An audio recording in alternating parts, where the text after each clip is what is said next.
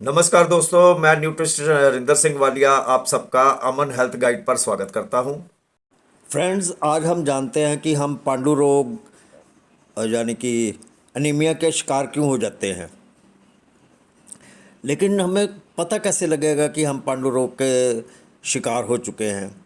हमारी जो स्किन है ना, या फिर आँखें या नाखून, उस पर सफ़ेद सफ़ेद से दाग जो है वो अ, आ जाते हैं। अगर हमारे शरीर के अंदर आयरन की कमी हो जाए, या फिर हमारी अग्नि है जो आयुर्वेद में अग्नि बोलते हैं, वो वीक हो, यानी कि डाइजेस्टिव फायर वीक हो जाए, तो हमारे शरीर के अंदर टॉक्सिन्स पैदा हो जाते हैं, जिस वजह से हम पांडु रोग के शिकार हो जाते हैं, या फिर कह लो कि अनीमिया के शिकार हो जाते हैं। तो इसके कारण क्या है, और इसके कारण क्या है आयुर्वेद के अनुसार। अगर हम ऐसा भोजन जो जिसकी प्रवृत्ति जो है वो गर्म हो, उसको हम एसिडिक, ज़्यादा एसिडिक या ज़्यादा साल्टी या ज़्यादा क्षारीय भोजन के साथ खाएं, तो हमारे को ये तकलीफ़ हो सकती है। या फिर हम इनकम्पैटिबल फूड खा लें। और इसके अलावा अगर हम नॉन न्यूट्रिशनल फूड लें, या फिर हम एक्सेसिव एक्सरसाइज करें, तब भी हमारे को ये प्रॉब्लम हो सकती है। दिन को सोने की वजह से भी हमारे को ये प्रॉब्लम हो सकती है। नेचुरल अर्जिस को दबाने से भी हमारे को ये प्रॉब्लम हो जाती है, जैसे कि यूरिन को रोकना, स्टूल को रोकना। तो इससे भी हमारे को ये तकलीफ़ हो सकती है। इसके अलावा जो हमारे ऊपर एक्सेस मेंटल स्ट्रेस पड़ जाता है, या फिर एक्सेस डर, या एक्सेस क्रोध, डिप्रेशन, इसकी वजह से भी हमारे को पांडु रोग हो जाता है। अब इसको मैनेज कैसे करें? तो इसको मैनेज करने के लिए हमारे को ओवर ईटिंग अवॉइड करनी पड़ेगी। हैवी मील्स जो है वो नहीं खाने हैं, क्योंकि इससे हमारे को इंडाइजेशन होने का ख़तरा रहता है। हमारे को खट्टे, या फिर ज़्यादा क्षारीय, या फिर स्पाइसी फूड जो है, ये हमारे को नहीं लेना है। और मील्स के साथ, खाने के साथ जो है वो फ्रूट मिक्स नहीं करना, यानी फ्रूट और खाना जो है वो इकट्ठा नहीं खाना है। और आफ्टरनून में हमारे को सोना नहीं है, क्योंकि ये जो है हमारे डाइजेस्टिव फायर है, इसको वीक कर देती है।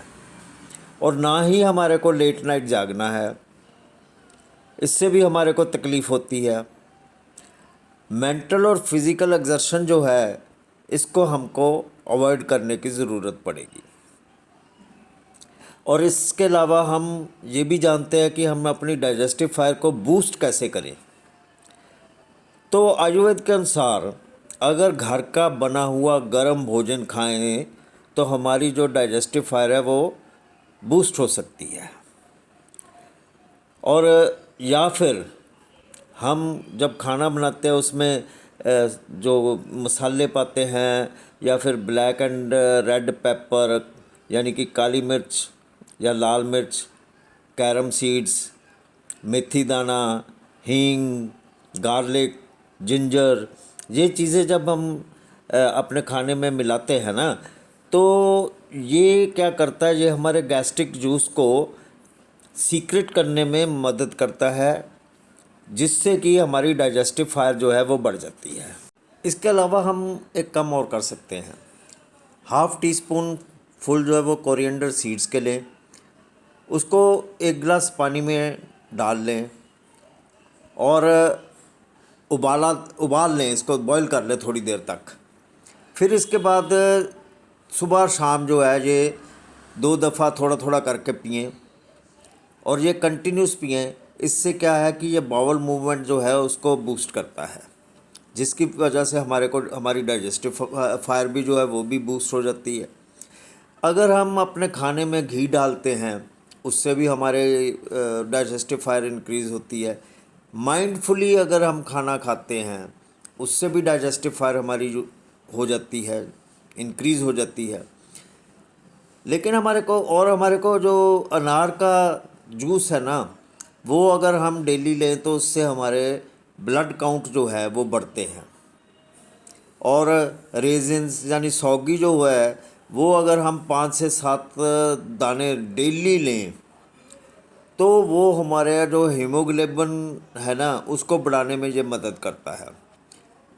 अंजीर, ये जो है ये रिच इन आयरन होती है, यानी इसमें आयरन बहुत होता है और ये एनेमिक पेशेंट को तो दिया ही जाता है, लेकिन ये कोई भी इसको 2 दाने जो है रात भर भिगो के रखे और सुबह जो है वो अगर खा ले तो ये उसको बहुत फ़ायदा होगा।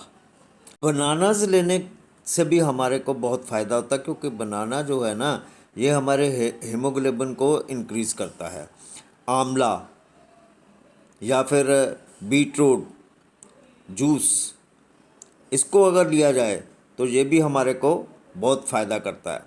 विटामिन सी और फॉलिक एसिड ये भी बहुत फ़ायदा करता है। और अगर खाने के बाद हम गुड़ लें तो बहुत ही अच्छा है। दोस्तों आज के लिए बस इतना ही। उम्मीद करता हूँ आपको हमारी यह जानकारी और वीडियो पसंद आई होगी। पसंद आई तो हमारे चैनल और को लाइक और शेयर ज़रूर करें और इस वीडियो को ज़्यादा से ज़्यादा फैलाएं ताकि ज़्यादा से ज़्यादा लोगों तक ये इन्फॉर्मेशन पहुँच सके।